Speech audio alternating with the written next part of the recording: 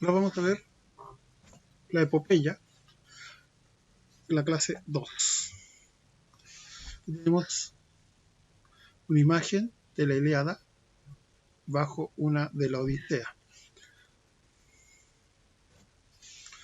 Esto para que lo respondan en el cuaderno. ¿Qué ejemplos de epopeya chilena conoces? ¿Qué características debería tener en la actualidad alguien para ser considerado héroe?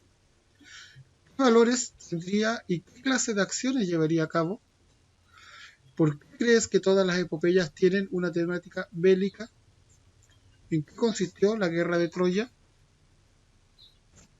Aquí vemos algunas características de las epopeyas que pueden estar bien sea basados en mitos, con la intervención de dioses y divinidades, con situaciones fantásticas, justificadas, ¿ya?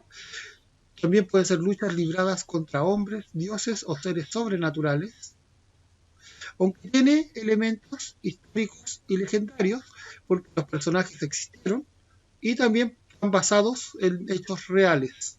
¿Ya? Estas en algunas de las características, también vemos que entre otras características tiene lugar que los protagonistas son héroes de la historia, se narran en pasado, son hechas para ser escuchadas, ¿ya? Al principio serían escuchadas, se relataban a través de la relato oral, luego fueron escritas, pero son hechas para ser escuchadas. Puede tener un sentido ya sea religioso como patriótico, en sentido de independencia de un lugar, o el religioso también podemos ver en las cruzadas. Entonces la epopeya son poemas narrativos largos que cuentan un suceso notable y heroico vivido por personajes nobles o extraordinarios, cuyas hazañas son de interés de un pueblo entero o nación. ¿Ya? Son relatos largos que cuentan entonces los sucesos notables y heroicos vividos por personajes nobles y extraordinarios, como veamos acá. Y todas estas hazañas son de interés de un pueblo entero o nación. Fueron la primera manifestación narrativa en la que el autor busca espectro artístico y estético del texto. Es decir, aquí podríamos decir las primeras obras literarias, por decirlo de alguna manera, fueron las epopeyas. Los autores de la epopeya reconocían la importancia de su obra y desean hacer algo bello que llegue a un público mayor. ¿Ya? No simplemente relatar lo que sucedió, sino que lo van adornando con ciertas frases de cierta manera para que quede más bello, acabado y que pueda llegar al mayor número de público posible.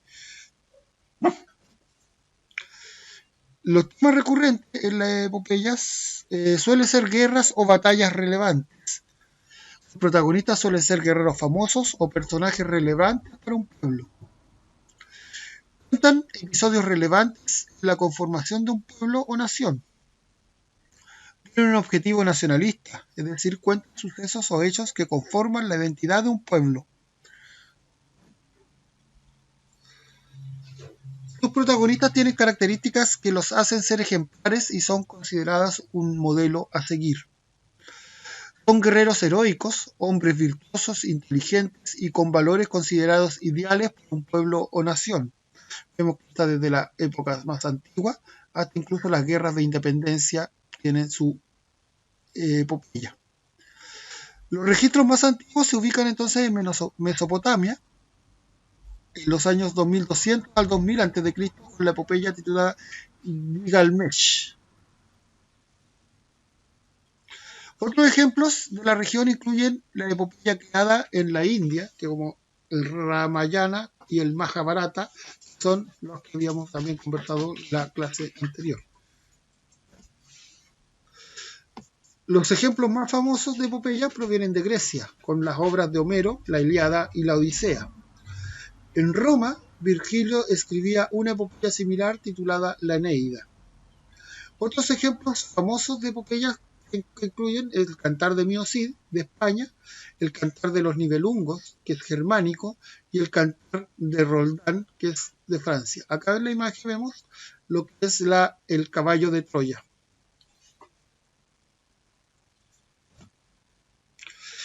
¿Qué características tienen las epopeyas?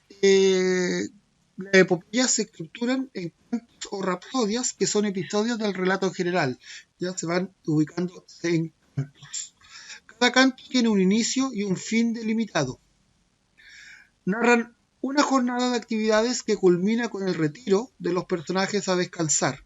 ¿Ya? La epopeya narra la jornada de actividades, la lucha de algún personaje, pero generalmente termina con el retiro de estos personajes a descansar. La historia suele ser presentada a modo de versos. El narrador suele ser omnisciente o testigo, es decir, que lo ve todo lo sabe, o puede ser alguien que estuvo presente en los hechos que está narrando, por ende es como un narrador testigo. Aunque no hay un formato establecido para el desarrollo de una epopeya, la mayoría de las epopeyas comparten la siguiente estructura.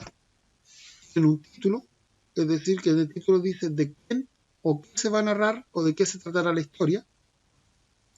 Tienen una invocación, que es donde el autor se encomienda a una musa o divinidad para narrar la historia, solicitándole a dicha musa que le traiga todos los recuerdos, que le avise, que le ayude. ¿Ya? Tiene un clímax, que es la parte central de la historia y explica los motivos y causas de la aventura. Es la parte central de la historia, donde se explican los motivos y las causas de que llevan a cabo esta aventura. Tiene un desenlace, que es cómo se resuelve el conflicto que está presente. Y una conclusión, donde el autor suele cerrar su relato con una reflexión o mensaje propio.